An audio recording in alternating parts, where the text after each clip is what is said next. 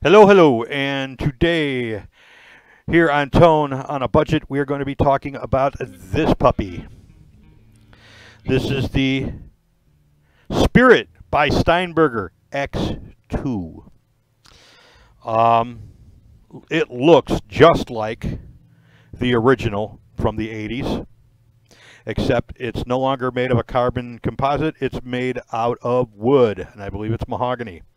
Rosewood fingerboard, or something that looks like it. It uses the double ball strings like the originals. Tunes in the back here, just like the originals. Another difference, though, is that the pickups are passive. They're not active. The EQ is passive, not active. There's no 9-volt battery in this thing. It is a neck-through construction.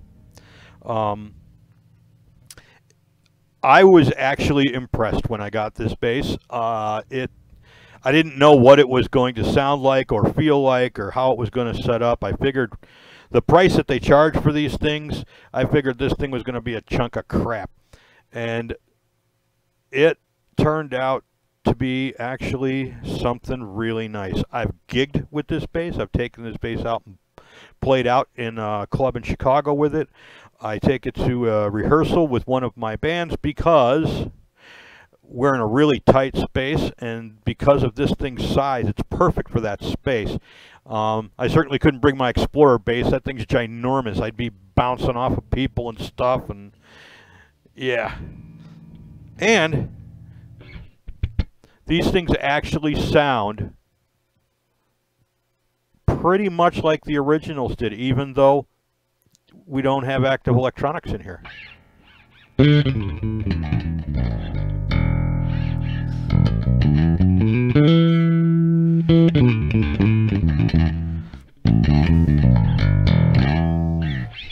This thing has a pretty decent fret job. I've got a light action on it. It's set up very nicely. It intoned perfectly. And, you know, it's got the standard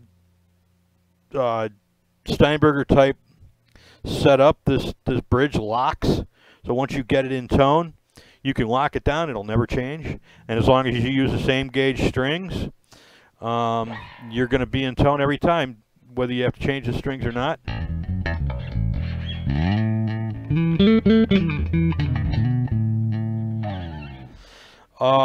What else can I say about this thing? I like it.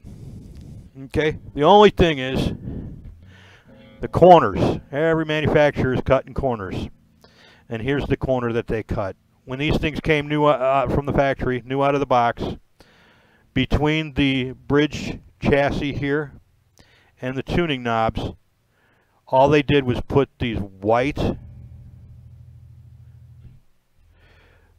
little nylon washers.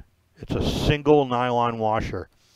And when I pulled them out of there, and the reason that I pulled them out is because the tuning knobs had a lot of trouble turning. Some of them you had to really put a grip on them. In fact, you see this one, the D knob?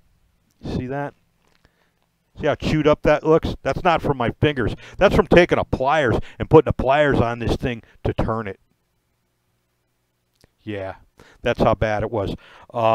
It would bind up and wouldn't turn. It was really hard to tune. So I took out those washers, and what I found was once you tune these things up and you put tension on the strings, those washers flatten out and become completely useless. If you've ever put a penny on a railroad track and waited for a train to run it over and then gone and picked it up and went and looked at the penny to see what it looked like after that train had crushed it, it's like all flattened out and stretched out.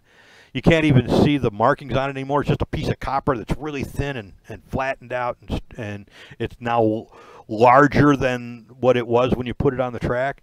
That's what these things look like. And one of them was actually ripped. And I think it was the D, that one that I'd use pliers to tune. It had ripped itself under the pressure of the string tension. So what I did, and I'm gonna put a picture up on here in just a sec. I installed these. These are thrust bearings, and they make a world of difference. It's a cheap modification. It costs you about $5-6. You just install those in place of those stupid washers, and your problems with tuning are solved. No problem whatsoever. You can now tune the bass easily. You don't have to put a whole lot of pressure on these tuning knobs to get them to turn, and they do stay where you put them. They don't back out or anything. Everything stays put, but it's just easier. So yeah, I don't know why they did that. I don't know why they cut the corner there. I think they could have done it somewhere else where it wasn't so critical. But hey, you know what? It's frickin' Gibson. I'm not surprised. Anyway.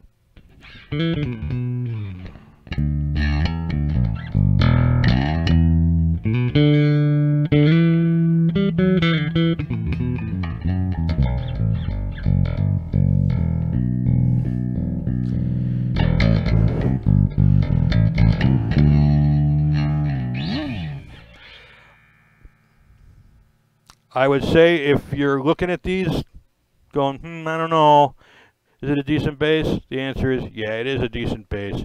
Just plan on spending an extra $5 on Amazon. And like I said, I put a picture up here at the end to show you what these are and the model number to look for on Amazon. $5 or $6 takes care of this problem.